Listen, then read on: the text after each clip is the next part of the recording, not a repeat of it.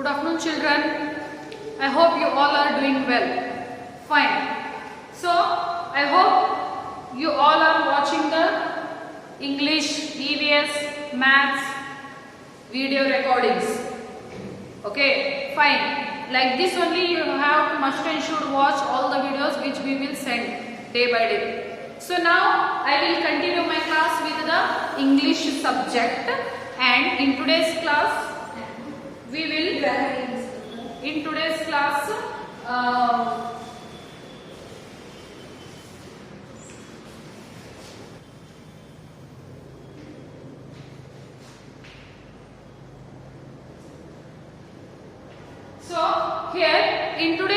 we will start with a new very interesting story. That is your lesson 13, Fluffy the Fisherman. Andre ee one story, this story is completely based on one cat. Bekkina ಒಂದು ಕಥೆ ಇದು. Okay, Fluffy. Okay, Fluffy the Fisherman. ಅಂದ್ರೆ ಆ ಒಂದು ಬೆಕ್ಕು, ಆ ಬೆಕ್ಕಿನ ಹೆಸರು Fluffy. What is that cat's name? That is Fluffy. Okay, and the Fluffy is a fisherman. Fluffy. Who he is?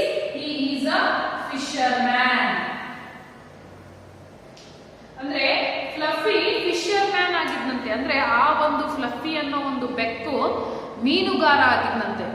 How what he was doing? ಅವನಿಗೆ ಯಾಕೆ ಮೀನುಗಾರ ಅಂತ ಕರೀತಾ ಇದ್ರು? ಮೀನನ್ನ ನಾವು ಮನುಷ್ಯರಷ್ಟೇ ಹಿಡಿತೀವಿ, ಹೌದಾ? ಬೇರೆ ಪಕ್ಷಿಗಳು ಹಿಡಿದು ತಿಂತವೆ, ಪ್ರಾಣಿಗಳು ಹಿಡಿದು ತಿಂತವೆ. ಆದ್ರೆ cat, he became fisherman. So about that we will see in this lesson. Fluffy was a cat who loved fishing, and to reach her favorite point she would wade into the water and then strike out strongly for the rocks.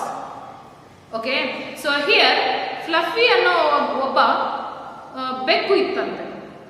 Fluffy ಅಂತ ಹೇಳಿ ಒಂದು ಬೆಕ್ಕು ಇತ್ತು. ಆ ಬೆಕ್ಕಿಗೆ ಮೀನನ್ನ ಹಿಡಿಬೇಕಂದ್ರೆ ಬಹಳ ಇಷ್ಟ. That cat, that Fluffy love to catch the fishes. Okay, ಆ ಫ್ಲಫಿಗೆ ಫಿಶಿಂಗ್ ಮಾಡ್ಬೇಕಂದ್ರೆ, ಅಂದ್ರೆ ಮೀನುಗಳನ್ನ ಹಿಡಿದು ತರೋದಂದ್ರೆ ಬಹಳ ಇಷ್ಟ ಇತ್ತಂತೆ ಆ ಬೆಕ್ಕಿಗೆ. ನೋಡಿ, ಬೆಕ್ಕಿಗೆ ಮಾಂಸ ಅಂದ್ರೆ ಬಹಳ ಇಷ್ಟ, ಅದರಲ್ಲಿ ಮೀನ ಅಥವಾ ಫಿಶ್ ಅಂದ್ರೆ ಬಹಳನೇ ಇಷ್ಟ, ಹೌದಾ? So he loved fishing. This cat loved fishing. ಈ ಒಂದು ಬೆಕ್ಕಿಗೆ ಮೀನುಗಳನ್ನ ಹಿಡಿದು ತರಬೇಕಂದ್ರೆ ಬಹಳ ಇಷ್ಟ ಇತ್ತಂತೆ. And every day he use to go near the water. Okay, ಇವನು ಒಬ್ಬ ಫಿಶರ್ಮ್ಯಾನ್ ಆಗ್ಬಿಟ್ಟಿದ್ದ. ಅಂದ್ರೆ ಡೈಲಿ ಏನ್ ಮಾಡ್ತಾ ಇದ್ದ ಇವನು? ಫ್ಲಫಿ ಅನ್ನೋ ಒಂದು ಕ್ಯಾಟ್ ಒಬ್ಬರ ಮನೆಯಲ್ಲಿ ವಾಸವಾಗಿದ್ದ. ಅವರು ಏನಂತ ಹೇಳಿದ್ರು, ಇವನ್ಗೆ ಏನಂತ ಹೆಸರಿಟ್ಟಿದ್ರು? ಫ್ಲಫಿ ಅಂತ ಹೆಸರಿಟ್ಟಿದ್ರು. ಇವನ್ ಏನ್ ಮಾಡ್ತಾ ಇದ್ದಂದ್ರೆ, what he was doing means every day he use to go near the lake or near the ponds where he can get the fishes, and every day he used to catch the fishes and he used to bring that to the home. Daily ಅವನು ಏನ್ ಮಾಡ್ತಾ ಇದ್ದಂದ್ರೆ, fluffy daily ನೀರ್ ಕಡೆ ಹೋಗಿ, ಕೆರೆ, ಬಾವಿ, ನದಿ ಇದ್ರೆ ಆ ಒಂದು ಅದ್ರ ಹತ್ರ ಹೋಗಿ ಮೀನುಗಳನ್ನ ಹಿಡಿದು ತಂದು ಮನೆಯಲ್ಲಿ ಹೋಗಿ ಕೊಡ್ತಾ ಇದ್ದಂತೆ, like a fisherman. So see here, Fluffy was a cat who loved fishing, and to reach her favorite point she would wade into the water and then strike out strongly for the rocks. ಆ ಟೈಮಲ್ಲಿ ಅವನಿಗೆ fishing ಮಾಡೋದಂದ್ರೆ ಆ ಫ್ಲಫಿಗೆ ಬಹಳ ಇಷ್ಟ ಇತ್ತಂತೆ. Daily ಏನ್ ಮಾಡ್ತಾ ಇತ್ತು ಆ ಫ್ಲಫಿ, ಆ ಒಂದು ಬೆಕ್ಕು ನೀರಿನ ಕಡೆ ಹೋಗ್ತಾ ಇತ್ತಂತೆ. ಕೆರೆ ಬಾವಿ ಅಂತೂ ಅಲ್ಲ, ಕೆರೆ, ಹಳ್ಳ, ಕೊಂಡ ಆ ಕಡೆ ಹೋಗಿ ಅಥವಾ ನದಿ ಹತ್ರ ಹೋಗಿ ಏನ್ ಮಾಡ್ತಾ ಇದ್ದ? He use to wade the water. First ಆ ನೀರಿನ ಹತ್ರ ನಿಂತ್ಕೊಂಡು, ಇನ್ನೇನು ನಾನು ಮೀನುಗಳನ್ನ ಹಿಡಿಬೇಕು, ಆದ್ರೆ ಮೀನುಗಳು ಕಾಣ್ತಾ ಇಲ್ಲ. He cannot see the fishes.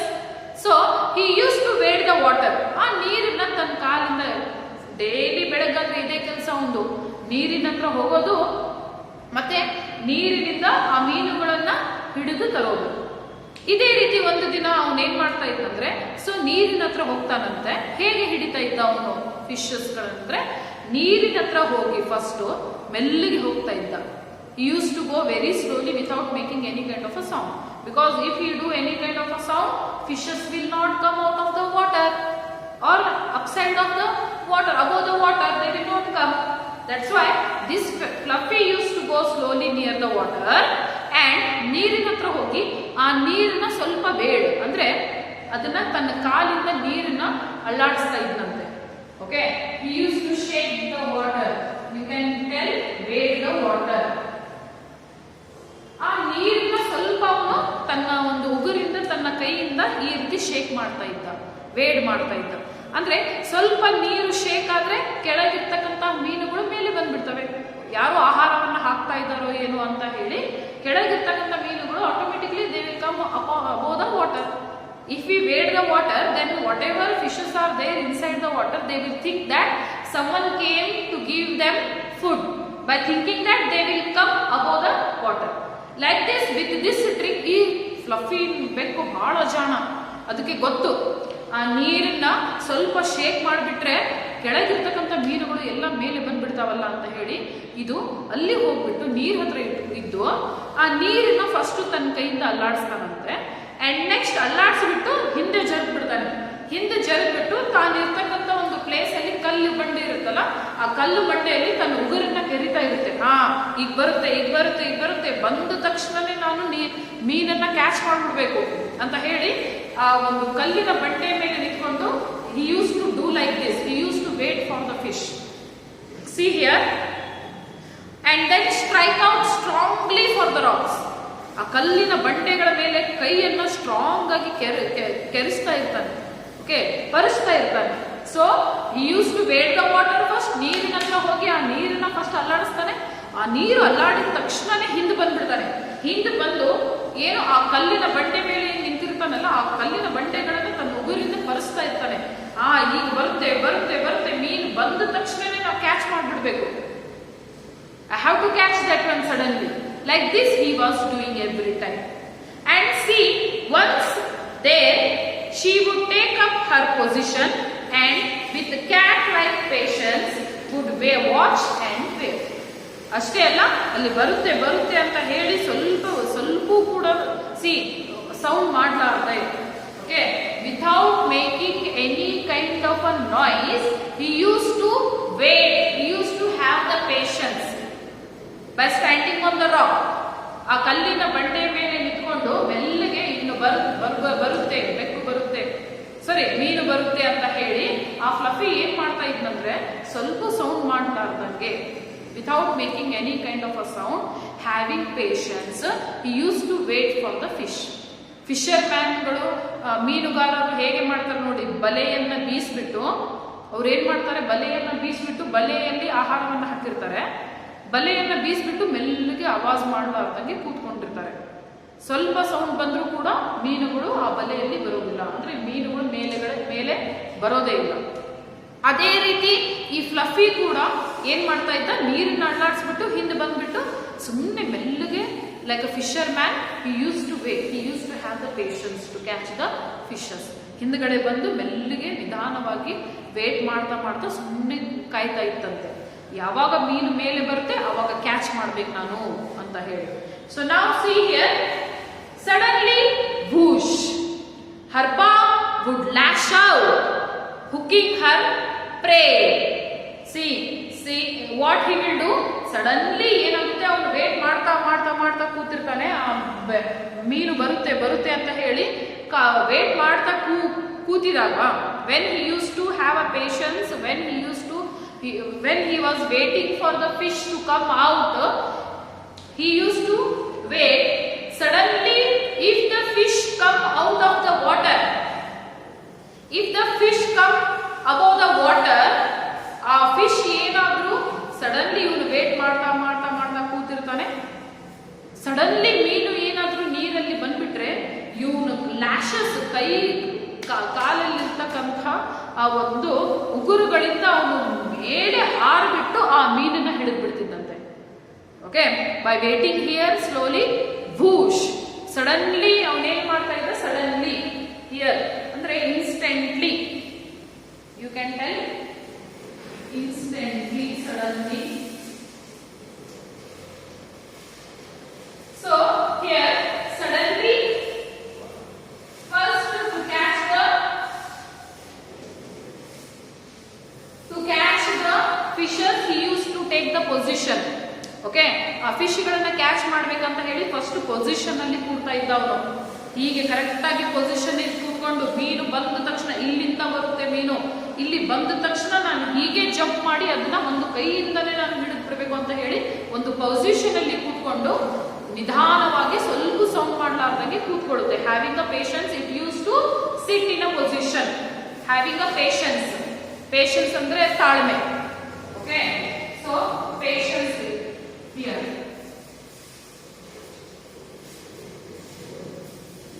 ನಿಧಾನವಾಗಿ ಪೇಷನ್ಸ್ ಇಂದ ತಾಳ್ಮೆಯಿಂದ ತನ್ನ ಪೊಸಿಷನ್ ತಗೊಂಡು ಕೂತಿರುತ್ತೆ. ಒಂದು ಸಲ ಏನಾದ್ರೂ ಮೀನು ಬಂದ್ಬಿಟ್ರೆ it use to spread his lash and it used to catch the fish. So here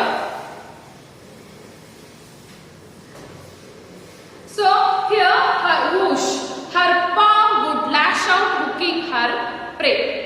Like all the good fishermen, Fluffy liked to bring home her catch. ಬೇರೆ ಮೀನುಗಾರರು ಹೇಗೆ ಮೀನುಗಳನ್ನ ಹಿಡಿತಾ ಇದ್ರು ಅದೇ ಸೇಮ್ ಅದೇ ರೀತಿಯಲ್ಲಿ ಈ ಒಂದು ಬೆಕ್ಕು ಕೂಡ ಆ ರೀತಿ ಮೀನುಗಳನ್ನ ಹಿಡಿದ್ಬಿಟ್ಟು ನೆಕ್ಸ್ಟ್ ಏನ್ ಮಾಡ್ತಾ ಇತ್ತಂದ್ರೆ it never use to eat that. Like all the fisherman, the Fluffy like to bring home her catch.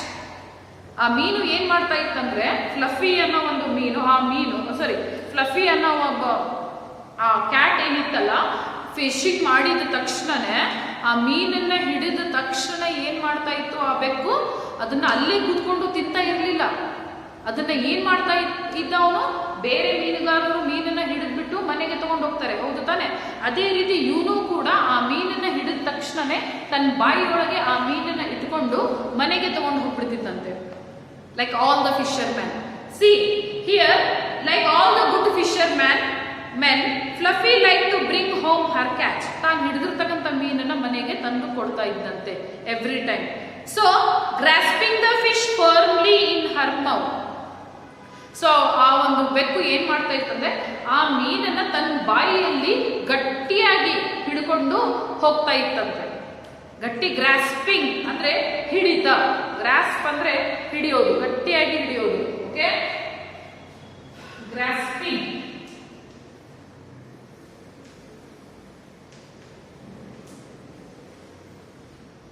So gross ಅಂದ್ರೆ ಹಿಡ್ಕೊಳ್ಳೋದು, ಗಟ್ಟಿಯಾಗಿ ತನ್ನ ಬಾಯಿಯಲ್ಲಿ ಆ ಮೀನನ್ನ ಹಿಡ್ಕೊಂಡು ಹೋಗ್ತಿರ್ಬೇಕಾದ್ರೆ.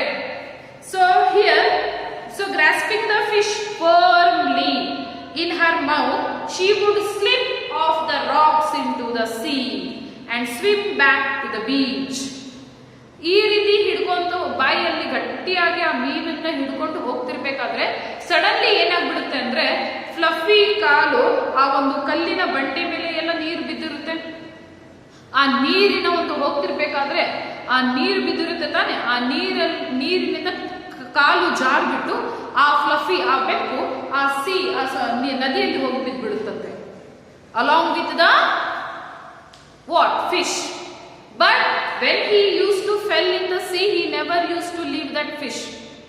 ಅವಕ್ಕೆ ಮೇಲೆ ಹೋಗಿ ಇನ್ನೇನು ಮೀನು ಹಿಡಿದಂತ ಹೇಳಿ ಈ ರೀತಿ ಇನ್ನೇನು ಹೋಗ್ಬೇಕು ಅಂತ ಅಂದ ತಕ್ಷಣ ಜಾರ್ಬಿಟ್ಟು ನದಿಯಲ್ಲಿ ಬಿದ್ದ್ಬಿಡ್ತಾನಂತೆ. ಆದ್ರೆ ಅವನು ಮಾತ್ರ ಆ ಬಾಯಿಯಲ್ಲಿ ಇರ್ತಕ್ಕಂಥ ಮೀನನ್ನು ಮಾತ್ರ ಅವನು ಬಿಡೋದಿಲ್ಲ. Okay, that much strongly he was grasping the fish. ನೋಡಿ ಅಷ್ಟು ಗಟ್ಟಿಯಾಗಿ ಹಿಡಿದಿದ್ದ ಅವನು. ಜಾರಿ ನೀರಲ್ಲಿ ಬಿದ್ದುಬಿಡ್ತಾನೆ. she is okay. ಜಾರಿ ನೀರಲ್ಲಿ ಬಿದ್ದುಬಿಡುತ್ತೆ ಆ ಬೆಕ್ಕು. then she would slip off the rocks into the sea and swim back to the beach, and all the while keeping a tight hold on her catch. ಅವಳು ಏನ್ ಮಾಡ್ತಾ, ಆ ಬೆಕ್ಕು ಏನ್ ಮಾಡ್ತಾ ಇದ್ದ, that is a girl cat. Okay, ಅಂದ್ರೆ ಆ ಬೆಕ್ಕು ಏನ್ ಮಾಡ್ತಾ ಇತ್ತಂದ್ರೆ ಆ ಇನ್ನೇನು ಮೀನನ್ನ ಹಿಡಿದಿದ್ದೀನಿ, ನಾನು ಇನ್ನು ಮನೆಗೆ ಹೋಗಿ ಈ ಮೀನನ್ನು ಕೊಟ್ಟು ಬಿಡ್ಬೇಕು ಅಂತ ಹೇಳಿ ಹೋಗ್ತಿರ್ಬೇಕಾದ್ರೆ ಸಡನ್ಲಿ ಕೈ ಕಾಲಿಂದ ಬಿಟ್ಟು ನೀರಲ್ಲಿ ಬಿದ್ದು ಬಿಡ್ತಾಳೆ ಆ ಬೆಕ್ಕು. ನೀರಿನಲ್ಲಿ ಬಿದ್ದ ತಕ್ಷಣ ಅವಳು ತನ್ನ ಬಾಯಿಯಲ್ಲಿ ಇಟ್ಟಿರ್ತಕ್ಕಂಥ ಮೀನನ್ನ ಮಾತ್ರ ಬಿಡೋದಿಲ್ಲ, ಅಷ್ಟು ಗಟ್ಟಿಯಾಗಿ ತನ್ನ ಬಾಯಿಯಲ್ಲಿ ಇಟ್ಕೊಂಡಿರ್ತಾಳೆ ಆ ಮೀನನ್ನ. ಅದೇ ರೀತಿ ಅಲ್ಲಿ ನೀರಿನಲ್ಲಿ ಬಿದ್ದು ಸ್ವಿಮ್ ಮಾಡ್ತಾ ಮಾಡ್ತಾ ಮಾಡ್ತಾ ಹೋಗಿ she use to reach the beach. ಆ ನದಿಯಲ್ಲಿ ಬಿದ್ದುಬಿಟ್ಟು ದಡಕ್ಕೆ ತಾನೇ ಸ್ವಿಮ್ ಮಾಡ್ತಾ ಮಾಡ್ತಾ ದಡದವರೆಗೂ ತಾನೇ ಬರ್ತಾಳೆ. ಆದ್ರೆ ಅಲ್ಲಿವರೆಗೂ ತಾನು ಹಿಡಿದಿರ್ತಕ್ಕಂಥ ಮೀನನ್ನ ಮಾತ್ರ ಬಾಯಿಂದ ಬಿಡೋದಿಲ್ಲ. Means that much she used to grasp, she used to hold that fish in her mouth. And now then she would make her way to the home, proudly place the fish upon the kitchen table. ಆ ಮೀನನ್ನ ಹಿಡಿದ್ಬಿಟ್ಟು ಬಿದ್ದು ಬಿಡ್ತಾಳೆ. ಬಿದ್ದ ತಕ್ಷಣನೇ swim ಮಾಡ್ತಾ ಮಾಡ್ತಾ ಮತ್ತೆ ದಡದವರೆಗೂ ಬಂದು ಆ ಬಾಯಿಯಿಂದ ಮಾತ್ರ ಮೀನನ್ನ ಬಿಡೋದಿಲ್ಲ. ಆ ದಡಕ್ಕೆ ಬಂದು ಮತ್ತೆ ಆರಾಮಾಗಿ ಪ್ರೌಢಾಗಿ ನಾನು ಒಂದು ಮೀನನ್ನ ಹಿಡಿದಿದ್ದೀನಿ, ಈಗ ಮನೆಯಲ್ಲಿ ತಗೊಂಡು ಹೋಗಿ ಕೊಟ್ರೆ ಎಲ್ಲರೂ ನನಗೆ ಎಷ್ಟು ಚೆನ್ನಾಗಿದೆ ಬೆಕ್ಕು ಅದು ಇದು ಅಂತ ಹೇಳಿ ನಂಗೆ ಜಾಸ್ತಿ ಊಟನ ಕೊಡ್ತಾರೆ ಅಂತ ಬಹಳ ಖುಷಿಯಿಂದ ಬಹಳ ಜಂಪದಿಂದ ಹೋಗ್ತಾ ಇರುತ್ತಂತೆ. It went to the home, it came to the home and it placed the catch on the kitchen's table. Okay, ಆ ರೀತಿ ಬಂದು ಮನೆಗೆ ಬರುತ್ತಂತೆ. ಮನೆಗೆ ಬಂದು ಸೀದಾ ಡೈರೆಕ್ಟ್ ಕಿಚನ್ ರೂಮಿಗೆ ಹೋಗುತ್ತೆ. ಅಡುಗೆ ಮನೆಯಲ್ಲಿ ಹೋಗಿ ಮೇಲೆ ಕಿಚನ್ ಟೇಬಲ್ ಇರುತ್ತಲ್ಲ, ಅಡುಗೆ ಮನೆಯಲ್ಲಿ ಟೇಬಲ್ ಇರುತ್ತೆ, ಅದ್ರ ಮೇಲೆ ಹತ್ತು ಬಿಟ್ಟು ತನ್ನ ಬಾಯಿಯಲ್ಲಿರ್ತಕ್ಕಂಥ ಆ ಮೀನನ್ನ ಆ ಟೇಬಲ್ ಮೇಲೆ ಇಡುತ್ತಂತೆ. She use to keep that catch on the kitchens table. ಮನೆಗೆ ಬಂದು ಆ ಬಾಯಿಯಲ್ಲಿ ಹಿಡಿದಿರ್ತಕ್ಕಂತಹ ಮೀನನ್ನ ಏನ್ ಮಾಡ್ತಾ ಇತ್ತು, ಅದು ಆ ಟೇಬಲ್ ಮೇಲೆ ಇಡ್ತಾ ಇತ್ತು. ಡೈಲಿ ಇದೇ ರೀತಿ ಮೀನನ್ನ ಹಿಡಿದು ತರ್ತಾ ಇದ್ದವಳು ಯಾರು? Fluffy. So here proudly.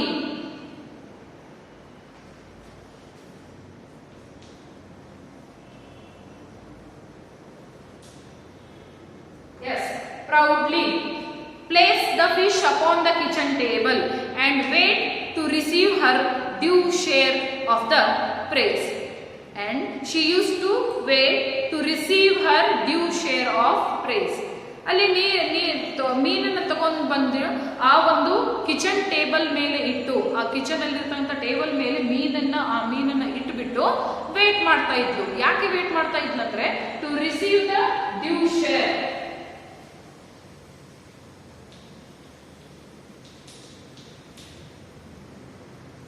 So to receive the due share ಅಂದ್ರೆ ತಾನು ತಂದಿರ್ತಕ್ಕಂಥ ಮೀನಿನಲ್ಲಿ ಸ್ವಲ್ಪ ಭಾಗ ನನಗೂ ಕೊಡಬೇಕು. ಅಂದ್ರೆ ನಾನು ಎಷ್ಟು ಕಷ್ಟಪಟ್ಟು ಮೀನನ್ನು ತಂದಿದ್ದೀನಿ, ಎಲ್ಲರೂ ಇವರೇ ತಿನ್ಬಿಟ್ರೆ ಹೇಗೆ? ಆ ಮೀನಿನಲ್ಲಿ ನನಗೂ ಸ್ವಲ್ಪ ಭಾಗ ಬೇಕು, ಕೊಟ್ರೆ ನಾನು ತಗೊಂಡು ಓಡೋಗಿ ತಿನ್ಬಹುದಲ್ಲ ಅಂತ ಹೇಳಿ ಅಲ್ಲೇ ವೇಟ್ ಮಾಡ್ತಾ ಕೂತಿರ್ತಾಳೆ ಯಾರು? Fluffy. And she here to receive the share of praise, the suggestion that she should go and catch another one always pleased her, and she would be off like a flash to repeat her performance. And see the suggestion ಆ ಒಂದು wait ಮಾಡಿ ಕೂತ್ಕೊಂಡಿರ್ತಾಳೆ ಆ fluffy.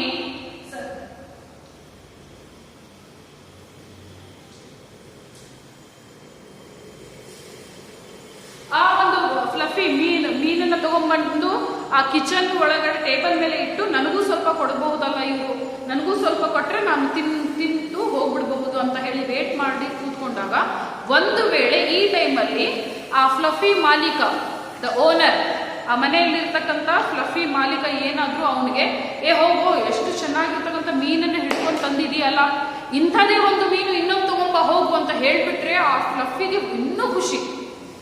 He liked to repeat the performance. Okay, so here that Fluffy used to go again to the sea. ಒಂದು ವೇಳೆ ಆ ಮಾಲೀಕ ಏನಾದ್ರು ಇದೇ ರೀತಿ ಇನ್ನೊಂದು ಮೀನು ಹಿಡ್ಕೊಂಡು ಬಾ ಹೋಗು ಅಂದ್ರೆ 2 ಮೀನುಗಳಲ್ಲಿ ನಿನಗೆ ಒಂದಿಷ್ಟು ಭಾಗವನ್ನು ಕೊಟ್ಟು ತಿನ್ಬಹುದು ನೀನು. You go and catch another one fish. ಆ ಮಾಲೀಕ ಏನಾದ್ರೂ ಒಂದೇ ತಂದಿದ್ಯಾ, ಹೋಗು ಇನ್ನೊಂದು ಮೀನನ್ನ ಹಿಡ್ಕೊಂಬ ಹೋಗು ಅಂದ್ಬಿಟ್ರೆ ಅಷ್ಟು ಖುಷಿ ಅಂತೆ ಆ ಬೆಕ್ಕಿಗೆ. Okay, so the suggestion that she should go and catch another one always pleased her and she would be off like a flash to repeat her performance. So always pleased ಅಂದ್ರೆ ಅವಳಿಗೆ ಖುಷಿ ಕೊಡ್ತಾ ಇರ್ತಂತೆ. ಆ ಒಂದು ಹಂಡಿ ಫಿಶಿಂಗ್ ಮಾಡೋದ್ರೆ ಅವಳಿಗೆ ಬಹಳ ಖುಷಿ ಕೊಡ್ತಾ ಇತ್ತು. So pleased, and another one is here performance.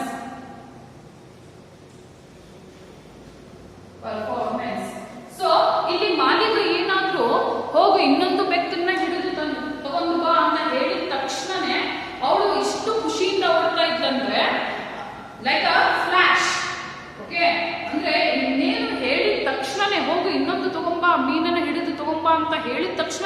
ಹೀಗೆ ತಿರುಗಿಬಿಟ್ಟು ಫಾಸ್ಟ್ ಆಗಿ ಓಡ್ಬಿಡ್ತಿತ್ತಂತೆ ಆ ಬೆಕ್ಕು. ಇನ್ನು ಮಾಲೀಕ ಹೇಳಿದಿರ್ತಾನೆ, ಹೋಗು ಇನ್ನೊಂದು ಫಿಶ್ ತಗೊಂಬಾ ಅಂತ ಹೇಳೋವರೆಗೂ ಅಲ್ಲಿವರೆಗೂ ಓಡೋಗ್ಬಿಡುತ್ತಂತೆ. Because that Fluffy loves fishing, the Fluffy loves to repeat the same performance. ಅವಳು ಹೇಗೆ ಪ್ರತಿ ಸಲ ಫಿಶ್ಗಳನ್ನ ಮೀನುಗಳನ್ನ ಹಿಡಿತಾ ಇದ್ಲೋ ಅದೇ ರೀತಿ ಮತ್ತೆ ಹಿಡಿಯೋಕೆ ಅವಳಿಗೆ ಬಹಳ ಇಚ್ಛೆ ಅಂತೆ. ಫಿಶಿಂಗ್ ಮಾಡೋದಂದ್ರೆ ಆ ಫ್ಲಫಿಗೆ ಬಹಳ ಇಷ್ಟವಾಗಿರ್ತಕ್ಕಂಥ ಕೆಲಸ. ಆ ಬೆಕ್ಕಿಗೆ ಮೀನುಗಳನ್ನ ಹಿಡಿಯೋದಂದ್ರೆ ಬಹಳ ಇಷ್ಟ ಅಂತೆ. ಓಕೆ, ಒಂದು ಸಲ ಏನಾದ್ರೂ ಮಾಲೀಕ ಇನ್ನೊಂದು ತಗೊಂಬಾ, ಹೋಗು ಮೀನನ್ನ ಹಿಡಿದು ತಗೊಂಬಾ ಅಂತ ಹೇಳಿದ ತಕ್ಷಣನೇ she use to run like a flash to repeat her same performance. ಇನ್ನೊಂದ್ಸಲ ಮೀನನ್ನ ಹಿಡಿದು ತಗೊಂಡ್ಬರೋದಕ್ಕೆ ಇನ್ನು ಮಾಲೀಕ ಹೇಳ್ತಿರ್ತಾನೆ, ಅಷ್ಟು ಫಾಸ್ಟ್ ಆಗಿ ಓಡೋಗ್ಬಿಡ್ತಾಳಂತೆ ತಗೊಂಡ್ಬರೋಕೆ. And next Fluffy created several records. ಮತ್ತೆ ಓಡೋಗ್ಬಿಡ್ತಾಳೆ, ಮತ್ತೆ ಓಡ್ ಹೋಗಿ ಸೇಮ್ ನೀರಿನಲ್ಲಿ ಫಸ್ಟ್ ಹೋಗಿ ಏನ್ ಮಾಡ್ತಾಳೆ, ನೀರಲ್ಲಿ ತನ್ನ ಕೈಯಿಂದ ನೀರನ್ನು ಅಲ್ಲಾಡಿಸ್ತಾಳೆ, ಹಿಂದೆ ಬಂದು ಸ್ವಲ್ಪ ವೇಟ್ ಮಾಡ್ತಾಳೆ, ಮೀನು ಹೇಗೆ ಮೇಲೆ ಬರುತ್ತೆ ನೋಡಿ ಅದೇ ರೀತಿ ಆ ಮೀನನ್ನ ಕ್ಯಾಚ್ ಮಾಡಿ ತನ್ನ ಬಾಯಿಯಲ್ಲಿ ಇಟ್ಕೊಂಡು ಮತ್ತೆ ಮನೆಗೆ ಬಂದ್ಬಿಡ್ತಾಳೆ. To repeat the same performance she love. ಎಷ್ಟು ಸಲ ನಿನಗೆ ಮೀನು ಹೋಗಿ ಮತ್ತೆ ಇನ್ನೊಂದು ಮೀನು ತಗೊಂಬಾ ಅಂದ್ರೆ she never use to get bored to catch the fishes. ಮೀನುಗಳನ್ನ ಎಷ್ಟು ಸಲ ಆದ್ರೂ ನೀನು ಆ ಬೆಕ್ಕಿಗೆ ಕಳಿಸಿದ್ರು ಕೂಡ ಆ ಬೆಕ್ಕು ಮಾತ್ರ ಅವನಿಗೆ ಬೇಜಾರಾಗ್ತಾ ಇರಲಿಲ್ಲ. ಎಷ್ಟು ಸಲ ನೀನು ಹೇಳ್ತೀಯ ಅಷ್ಟು ಸಲ ಓಡಿ ಹೋಗಿ ಅದು ಮೀನನ್ನ ತರ್ತಾ ಇತ್ತಂತೆ. It see here fluffy created several records. ಈ ಒಂದು ಫಿಶಿಂಗ್ ಹಿಡಿಯೋದ್ರಲ್ಲಿ, ಈ ಒಂದು ಮೀನುಗಳನ್ನ ಹಿಡಿಯೋದ್ರಲ್ಲಿ ಫ್ಲಫಿ ಆ ಬೆಕ್ಕು ರೆಕಾರ್ಡ್ ಮಾಡಿತ್ತಂತೆ. Okay, it is created several records. So here in catching the fishes.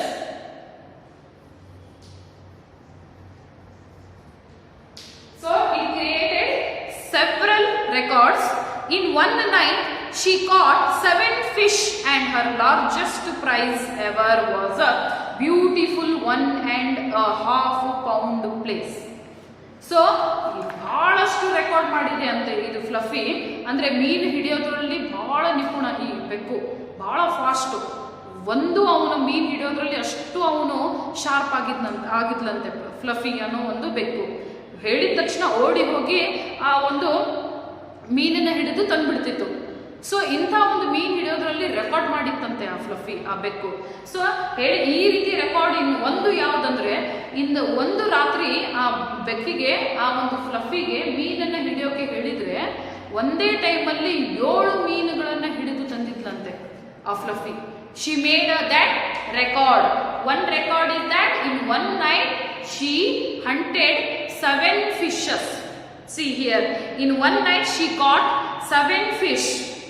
ಒಂದು ರಾತ್ರಿಯಲ್ಲಿ, ಇಡೀ ಒಂದು ರಾತ್ರಿಯಲ್ಲಿ ಹೋಗೋದು ತರೋದು ಈ ರೀತಿ ಒಂದೇ ಸಲ ಅವಳಿಗೆ 7 ಮೀನುಗಳನ್ನ ಅವಳು ಹಿಡಿದಿದ್ಲಂತೆ, ಕ್ಯಾಚ್ ಮಾಡಿದ್ಲಂತೆ. So and her largest prize ever was, ಆ 7 ಮೀನುಗಳನ್ನ ಹಿಡಿದು ತಂದಿದ್ದಾಳೆ ಅಂತ ಹೇಳಿ ಆ ಫ್ಲಫಿ ಅನ್ನೋ ಒಂದು ಬೆಕ್ಕಿಗೆ, ಆ ಒಂದು ಬೆಕ್ಕಿಗೆ ಅವಾರ್ಡು ಕೂಡ ಸಿಕ್ತಂತೆ. ಇವರೇ ಮನೆಯವರು ಅವಾರ್ಡನ್ನ ಕೊಡ್ತಾರೆ. the home who is the master, no, so he used to give her an award. Okay, ಒಂದು ರೆಕಾರ್ಡ್, ಒಂದು ರಾತ್ರಿಯಲ್ಲಿ 7 ಮೀನುಗಳನ್ನ ಹಿಡಿದು ತಂದಿದೆ ಅಂತ ಹೇಳಿ ಆ ಫ್ಲಫಿ ಒಂದು ಬೆಕ್ಕಿಗೆ ಈ ಮಾಲೀಕ ಏನ್ ಮಾಡ್ತಾನಂದ್ರೆ ಅವಾರ್ಡ್ ಅನ್ನ ಕೊಡ್ತಾನೆ.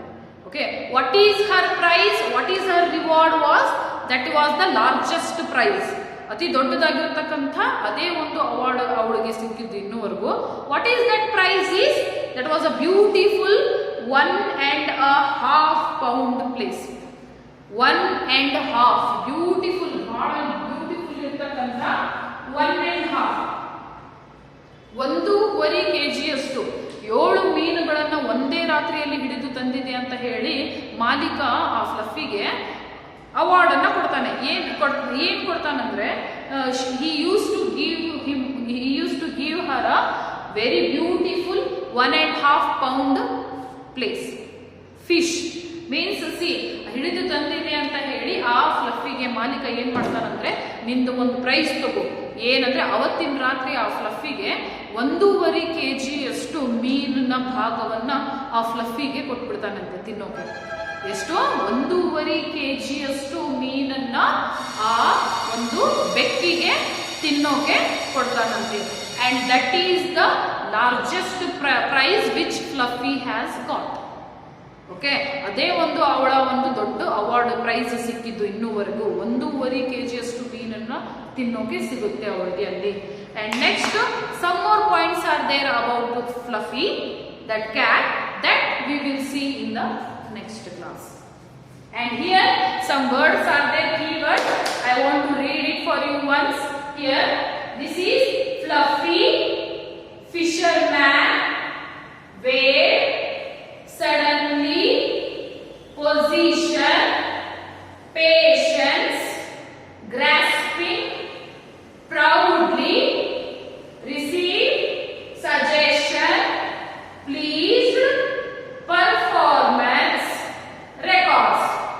Another time I want to read fluffy, fisherman, wave, suddenly, position, patience, grasping, proudly, receive, suggestion, pleased, performance and records. These are the some keywords which we got in this part of the lesson.